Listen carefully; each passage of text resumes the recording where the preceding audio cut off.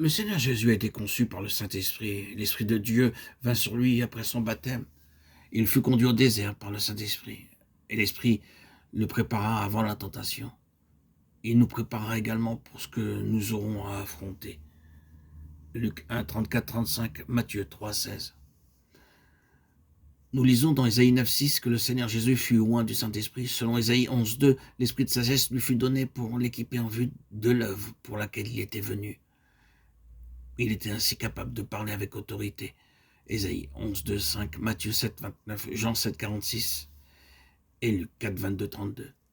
Par l'Esprit de Dieu reposant sur lui, Jésus supporta toutes choses patiemment et ne fut jamais découragé. Ésaïe 42, 1, 3. Par le Saint-Esprit, il apporta l'Évangile patiemment et avec amour. Acte 10, 38. Ce qu'il disait était compris et apporté avec puissance et autorité. Par l'Esprit de sainteté et par la résurrection, Jésus fut déclaré Fils de Dieu. Romains 1, 4. Beaucoup de croyants s'attachent aux choses extérieures telles que des vêtements simples, ne pas manger de viande, vivre dans un monastère, les saintes reliques et l'huile sainte.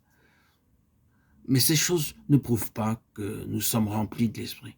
Il est vrai que nous pouvons être remplis, mais nous ne pouvons l'être que lorsque nous comprenons la signification des 7 esprits de Dieu. Le Seigneur n'est satisfait que lorsque nous entrons dans sa parfaite volonté. Apocalypse 3, 2. Nous devons tout faire de tout notre cœur pour le Seigneur et non pas pour les hommes. Colossiens 3, 23. Nous devons établir la preuve que la volonté de Dieu est bonne, agréable, parfaite. Romains 12, 2. Nous devons être sûrs que nous vivons dans la parfaite volonté de Dieu et non pas dans sa volonté permissive. Nous devons être libres de toute association mondaine. Apocalypse 3, 4. Les plus grands dangers pour les croyants viennent des associations mondaines. Ceux qui s'associent avec le monde imitent leur façon de s'habiller, leur coiffure, leur conduite.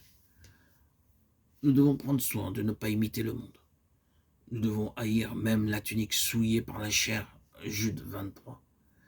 Les modes ont pour but d'attiser les passions, de rendre les hommes esclaves du sexe, tant et si bien qu'ils s'habillent pour le sexe et non pour la mode. Si le croyant imite le monde, son cœur est alors souillé. Notre beauté est la sainteté. 1 Chronique 16, 29, Psaume 110, 3, 1 Pierre 3, 2, 5 nous révèle le secret de la véritable beauté. Le vêtement blanc promis au vainqueur parle de la beauté céleste.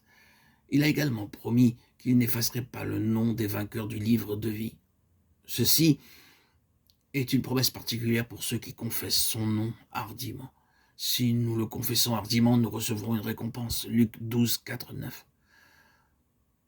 Beaucoup de croyants ont honte de parler de Jésus-Christ.